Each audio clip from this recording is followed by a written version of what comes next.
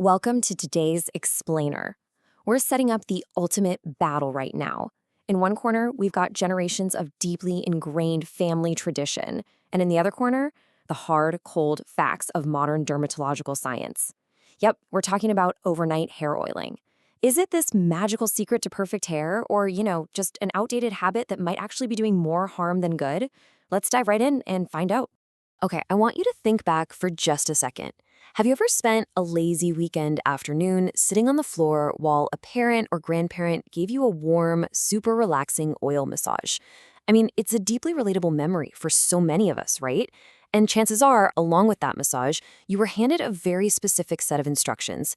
Leave it in. Do not wash it out right away. But should you really be leaving hair oil in overnight? To really frame our investigation today, let me tell you about Adi. So, a few months ago, Aditi was staring at the mirror, just totally frustrated. Her hair was dry at the ends, it looked kind of dull in photos, and it was breaking really easily. She's scouring the internet, right, finding advice on expensive serums and trendy hair masks. But then she remembered her grandmother's age-old advice. The secret isn't applying oil, the secret is leaving it overnight. So Aditi decided to test this generational wisdom. She started oiling every Sunday night and washing it out Monday morning. And guess what? Her hair actually did get softer. But she couldn't help but wonder, was it the overnight part that did the trick, or would a few hours have been enough? Okay, let's dive into this. To understand how we got here, we kind of have to look back. Centuries ago, way before we had shelves packed with modern shampoos and conditioners, oil was pretty much the primary hair care product we had. And then decades ago, it simply became a matter of convenience. Nighttime just offered these uninterrupted hours for the oil to sit, and parents passed this family habit down to their kids. It was just accepted as absolute fact. But today, modern experts are actually debating whether those extended sleeping hours truly equal better results. Part 1. The Science of the Strand: How Hair Absorbs Oil. Now, what's really interesting here is what actually happens if you leave oil on for 8 straight hours. A lot of us visualize our hair acting like dry, cracked soil, just continuously absorbing moisture like a sponge all night long. But the keratin reality? It's very different.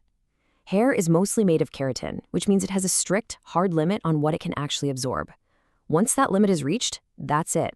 The rest of the oil is literally just coating the outside layer of the hair. It doesn't just keep soaking up nourishment while you sleep. However, science does highlight one major exception to this rule, and that's coconut oil. Because of its unique structure, coconut oil can actually penetrate the hair shaft way better than most other oils, rather than just sitting on the surface. It intimately interacts with cysteine bonding, which is this key structural link in your hair's keratin, to actively reduce protein loss and protect the strand from damage. It's a pretty big deal. Part 2. Real benefits versus the big myth. The truth about oiling. And this brilliantly illustrates why this tradition has rightfully survived for so long. There are real, genuine, scientifically backed benefits here. First, like we just talked about, certain oils reduce protein loss. Second, that outer coating of oil locks in moisture to prevent those dry, brittle ends. Third, and honestly, this is a huge one, it reduces sleep friction. Every single time you toss and turn, your hair is rubbing against the pillow. Oil provides a smooth slip, which stops tangles and breakage. And finally, the physical scalp massage itself, it improves circulation and just melts away stress. But all right, here we go. This is the climax of our investigation. We have to directly confront the biggest, most pervasive hair oil myth out there, the one that treats oil like some sort of magical elixir. Does oiling your hair overnight actually make it grow faster? Time for a reality check, guys. The answer is no. Oil cannot magically force your hair to grow faster. I know, it's a bummer. But actual hair growth depends on your genetics, it's dictated by your hormones, and it is heavily influenced by your internal nutrition. It also relies on your overall scalp health, which, by the way, is often kept clean with clarifying ingredients like salicylic acid, not heavy oils. What oiling actually does is protect the hair you already have from breaking off, and that is what makes your hair appear thicker and fuller over time. So the crucial point here is exactly what dermatologists like Dr. Gupta explain. He says healthy hair comes from regular care, not from keeping oil on for the longest time possible. And the research backs this up. Leaving oil on for an exhausting 10 to 12 hours, it just isn't dramatically better than leaving it on for 2 to 3 hours. It is the consistency of your routine, not the duration of the soak, that actually matters. Part 3. When oiling causes problems. The risks of overdoing it. Let's pivot back to Aditi for a second and see how this all builds. After overdoing her new routine, she learned the hard way that duration can actually be your worst enemy. Leaving heavy oil on literally all night traps dust and sweat, creating this nasty buildup on your scalp. And then, to get it out, you end up having to do multiple harsh, moisture-stripping shampoo washes. Plus, it transfers to your pillows, so you get a ruined pillowcase and, lovely enough, a nice bout of hairline acne. Oh, and if you already have a naturally oily scalp, this overnight soak is going to completely overwhelm it. Before we talk about solutions, I need to give you a quick, punchy warning. Absolutely never ever mix heavy oiling with wet hair. When your hair is damp or wet, it is in its absolute weakest, most fragile state. Combining oil with wet hair is just a recipe for severe breakage and intense scalp buildup. Always, always ensure your hair is fully dry before applying any oil.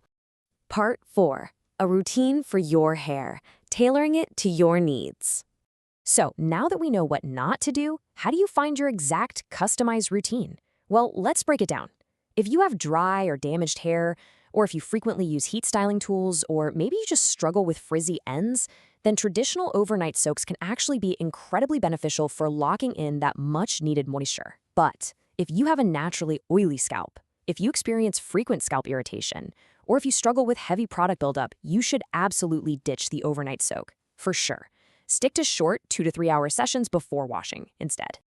Once you've figured out your timing, follow this scientifically sound routine. And remember, when it comes to application, less is definitely more.